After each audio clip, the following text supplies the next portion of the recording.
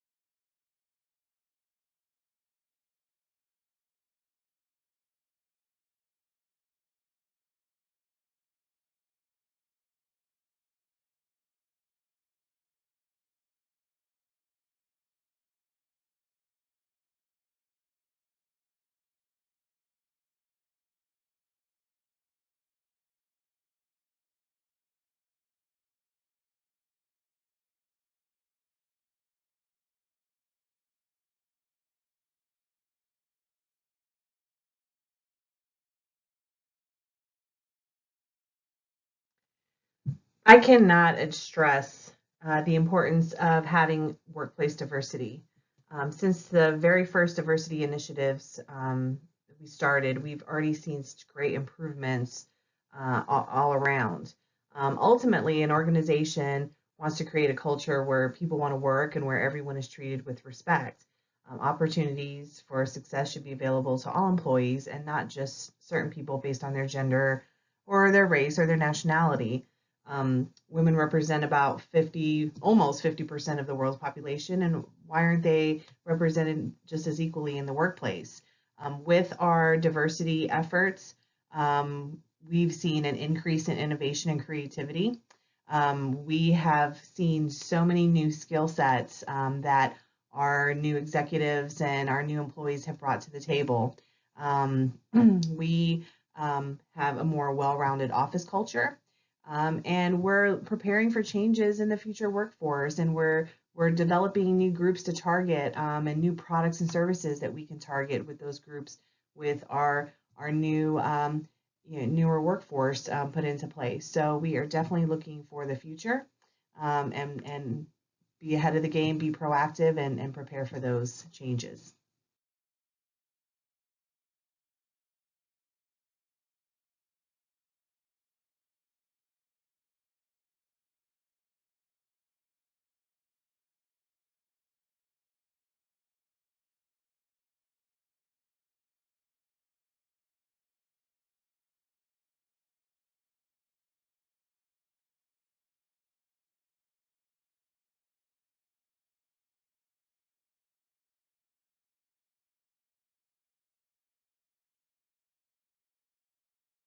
So throughout this process of creating our plan, our diversity plan, we've had so much growth amongst our team while learning and while developing, engaging each other with the creation of this diversity plan. A successful diversity plan should lead to an inclusive and sensitive workforce that positively impacts employee morale and workplace culture. Our steps we took to ensure this were, of course, goal setting. We looked at our data and our metrics and set our goals to that were reachable and obtainable, but something that we knew we wanted to target in the future. Education, we had education meetings constantly. We, as a team unit, created our education program. We reevaluated, evaluated, and reevaluated some more the progress, made adjustments as necessary, redefining direction and redefining goals as needed. And continuing education has been a crucial piece to this. Education doesn't stop once you start to reach those goals. It's a constant thing. Change is constant. The world is constantly changing, and organizations have to be flexible as change happens, or they're going to fall short of success.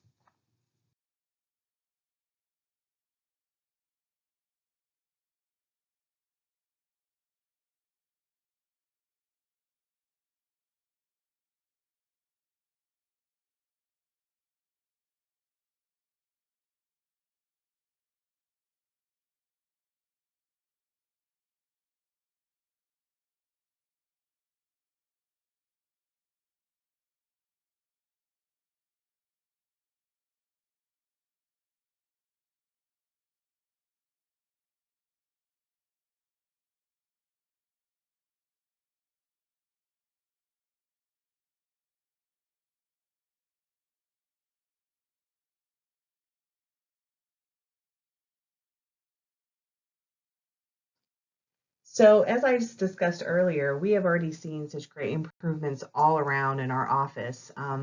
Diversity in our office has brought, or this diversity plan has brought us together as more of a unity, a unit, a team unit, where we've brought our different views and our backgrounds together, and taken the best of those and complemented each other with them.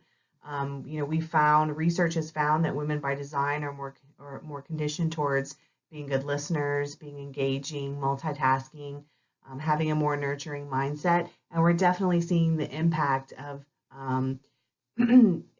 those qualities in our workforce, and we're seeing an improvement in our impact, a positive impact that's brought on by having the increase of women executives.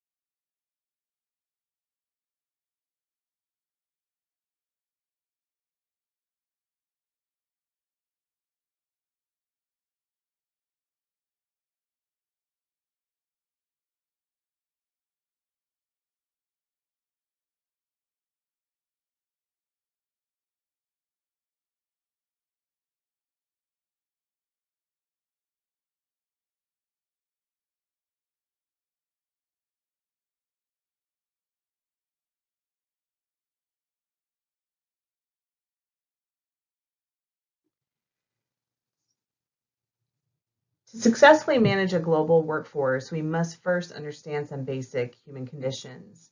A Dutch social psychologist by the name of Hofstede did a survey of IBM employees across over 70 nations, um, to develop a cultural dimension standard. What he proposed from this study was 6 dimensions of the basic human condition, which is power distance, collectivism versus individualism, femininity versus masculinity, uncertainty avoidance, long term versus short term, and indulgence versus restraint. The first 4 were the original dimensions, and then the last 2 were created later. To help further align corporate strategy and organizational culture, the 8 dimensions were created in the 90s to aid leadership focus. Using Hofstede's data was helpful for us in understanding relationships between strategy and culture, and it was definitely a learning process. There were many things that we learned that we had no idea about, and it opened our eyes to understand those basic human conditions.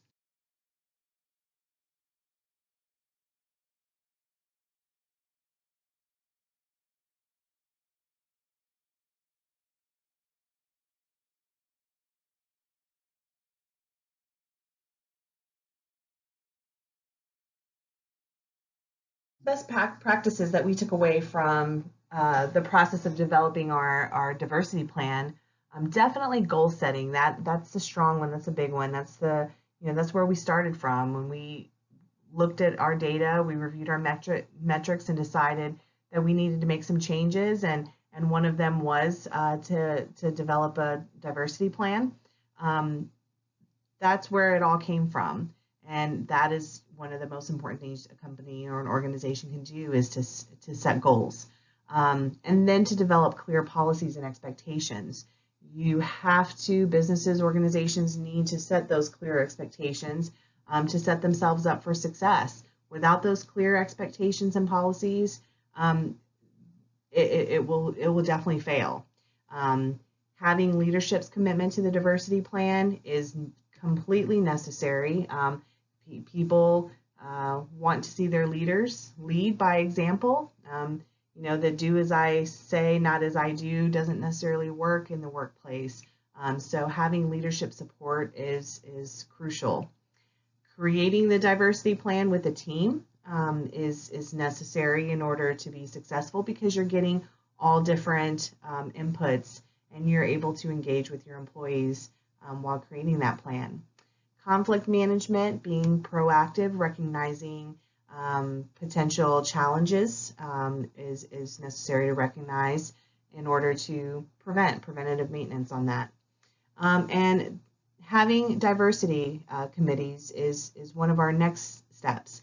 That's where we would like to see the future go, to maybe implement a diversity team lead and create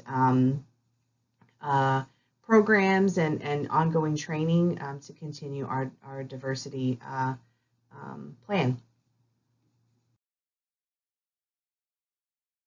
In conclusion, we are again very, very excited to be nominated, and we are ready to take on the new challenges and the learning opportunities of this ongoing diversity plan and our diversity efforts. We're learning about how to resolve those challenges and take opportunities to learn from, and about compromise and about meeting people halfway.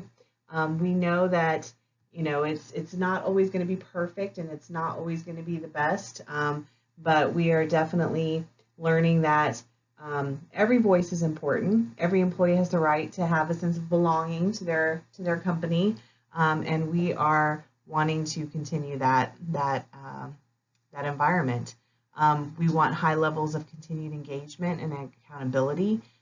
We want to engage with our employees. We want our employees to be engaged with us, and we want to be accountable for making sure that our employees are feeling that support from their organization. No one size fits all. You have to be flexible. You have to be willing to adapt to change. That is so crucial to the success of this. The world is a melting pot. Our organizations and companies and businesses are melting pots. The workforce is a melting pot. So we need to be able to adapt to those things. So again, thank you so much. Thank you for taking the time to look at my presentation and see where we're at and what kind of people we are and what we do and what we've done to move forward and progress with our diversity plan. So I look forward to hearing back from you, and thank you so much. Have a good night.